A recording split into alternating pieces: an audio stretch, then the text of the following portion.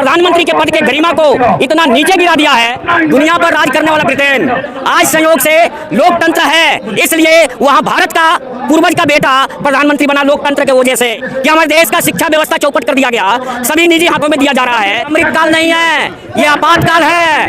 नरेंद्र मोदी आपातकाल को अमृतकाल कहते हैं। भारतीय जनता पार्टी में जितने लोग कांग्रेस से आए, जितने लोग दूसरी पार्टियों से आए, वो सब भ्रष्टाचारी दूध के धोले बन गए।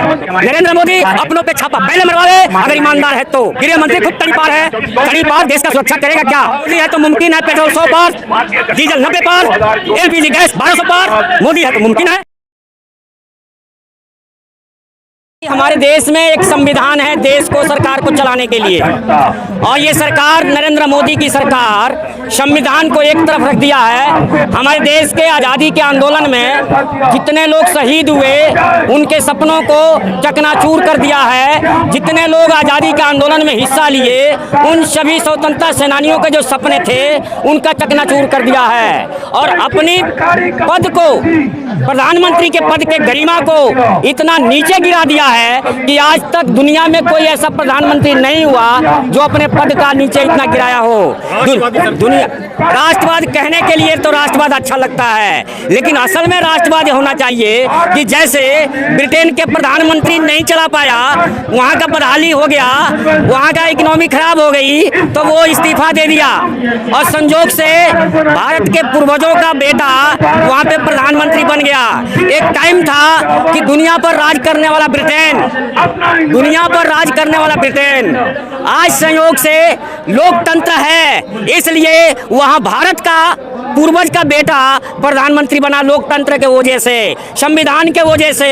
और आज हमारे देश का दुर्भाग्य है कि हमारे देश का शिक्षा व्यवस्था चौपट कर दिया गया, सभी निजी हाथों में दिया जा रहा है। हमारे देश का चिकित्सा व्यवस्था चौपट किया गया है, सभी निजी हाथों में दिया जा रहा है। यहीं दिल्ली में जो सबसे बड़ा सरकारी अस्पताल है, all India medical institute, Safdarjung, इन सबों का दशा खराब है। जाकर देखिए, हम 10 साल पहले जब जाते थे मेडिकल के अंदर, इमरजेंसी में कोई लाइन नहीं होती थी, सफदरजंग में कोई लाइन नहीं होती थी। आज 6-6 घंटे का लाइन होता है, जानवर की तरह मरीजों के साथ व्यवहार होता है। डॉक्टर और नर्सिंग स्टाफ का भर्ती नहीं होता है, बॉक्सर भर्ती होते हैं, बॉक्सर मरीजों के साथ दुर्व्यवहार करते हैं। अमृतकाल, ये अमृतकाल नहीं है, ये आपातकाल है। नरेंद्र मोदी आपातकाल को अमृतकाल कहते हैं।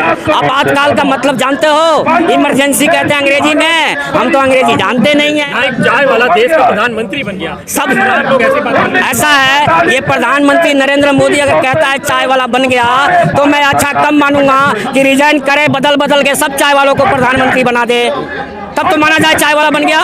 चाय वाला प्रधानमंत्री कह देने से सब चाय वाले प्रधानमंत्री नहीं बन गए। चाय वालों का दशा क्या है, चाय वाले का बच्चे किस दशा में पढ़ रहे हैं, उनका इलाज हो रहा है कि नहीं हो रहा है, वो तो मजबूरी में चाय बेच रहा है, नौकरी नहीं मिल रहा प्रधानमंत्री के राज में। ठीक है, आपने बहुत अच्छा प्रश्न किया है, इतना अच्छा प्रश्न किया है कि भारतीय जनता पार्टी में जितने लोग कांग्रेस से आए, जितने लोग दूसरी पार्टियों से आए, वो सब भ्रष्टाचारी दूध के धोले बन गए। अगर बीजेपी नरेंद्र मोदी की सरकार निष्पक्ष है, भ्रष्टाचारियों के खिलाफ है, तो सब पर एक लाइन से जांच करा दे। जितने सांसद वर्तमान में हैं, जितने एमएलए वर्तमान में हैं, जितने भूतपूर्व हैं, और इससे भी ज्यादा ईमानदार है तो सांसदों विधायकों का पेंशन खत्म कर दे, कानून बना दे। यहाँ 3-3 पेंशन लेते हैं, और नरेंद्र मोदी कहता है एक देश एक मिशन। हरियाणा दिल्ली में 2500 पेंशन, और बिहार में 400 पेंशन। ये एक देश एक नीति है, ये निष्पक्ष है। नरेंद्र मोदी अपनों पे छापा पहले मरवावे अगर ईमानदार है तो, और दूसरों पे छापा मरवावे, कोई उंगली नहीं उठाएगा। अगर कोई उंगली उठाएगा तो ये छाती आगे रखेगा। सीबीआई निष्पक्ष है, अपना काम कर रही है, आप बाधक बन रहे हैं। हम बिल्कुल कह रहे हैं निष्पक्षता तो होना चाहिए।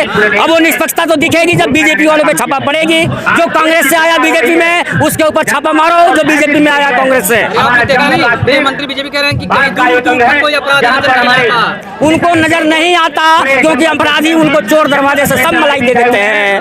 वो तो खुद तड़ीपार है, गृह मंत्री खुद तड़ीपार है, मीडिया से छुपा हुआ तो नहीं है। अब तड़ीपार न्याय के बकरी खेत की रखवाली करेगी क्या? तड़ीपार देश का सुरक्षा करेगा क्या? गृह मंत्री है देश के, आप उनका अब गृह मंत्री है, गृह मंत्री तो है। हमारे देश का दुर्भाग्य है कि वो गृह मंत्री है तड़ी पार। क्या दिक्कत है? राम मंदिर बनी रहा है, धारा 370 खत्म हो गई, मुसलमान टाइट हो गया, राम मुसलमान भी टाइट हो रहा है। हाँ ठीक है, इस देश के अंदर सिख हिंदू मुसलमान सब भाई भाई से हमारा देश आजाद हुआ, सब भाई भाई रहेंगे। ये वोट की राजनीति करने के लिए जो कर रहे हैं अखिल भारतीय मानवतावादी पार्टी का, नफरत की राजनीति से कोई वास्ता नहीं है। मानवता की रक्षा करेंगे, मानवता के लिए जिएंगे, मानवता के लिए मरेंगे, लोगों की जरूरत को पूरा करेंगे। लोग हराएंगे, लोग हराएंगे, लोग। अखिल भारतीय मानवतावादी पार्टी ने छाती ठोक के मांग पत्र दे दिया है, उसकी कॉपी आप भी ले लेना। और ईमानदारी आपके अंदर है तो उस मांग पत्र को जग जाहिर करो मीडिया के सामने, लोगों के सामने। उस मांग पत्र को नरेंद्र मोदी को कहा गया है अपने बचे हुए कार्यकाल के अंदर लोगों की जरूरतों को पूरा करो अगर ईमानदारी है। G20 में गरीब आदमी का बच्चा जा करके मीटिंग में भाषण दे रहा है।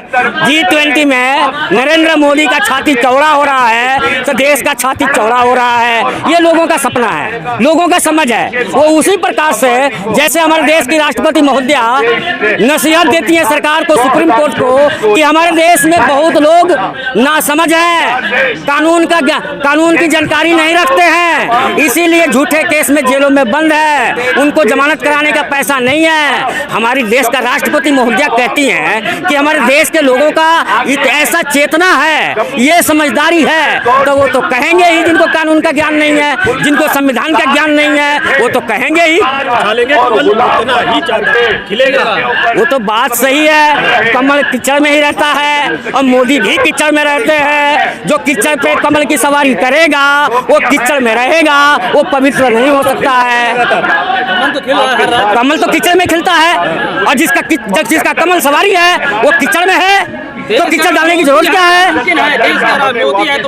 मोदी है तो मुमकिन है। पेट्रोल 100 पर, डीजल 90 पर, LPG गैस 1200 पर, मोदी है तो मुमकिन है। आखिरी आदमी तक राशन मिल रहा है, आखिरी आदमी तक राशन जा रहा है। जो आपने कहा ना कि ये गरीब आदमी, गरीब हमारे देश का अन्नदाता जो अनाज पैदा करता है उससे सरकार सरकारी रेट पे 18 रुपए 20 रुपए किलो लेती है, अंबानी अडानी को उसी रेट में दे देती है। और फिर अंबानी अडानी 30 की सरकार, मैं बता रहा हूँ गरीब कैसे है।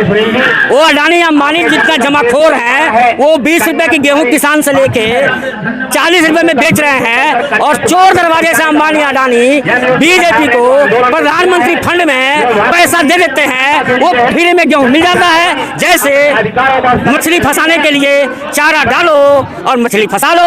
नरेंद्र मोदी अंबानी अडानी के चंदे से चारा डालते हैं, भीख देते हैं, दान देते हैं, मूर्ख बनाते हैं, वोट लेते हैं।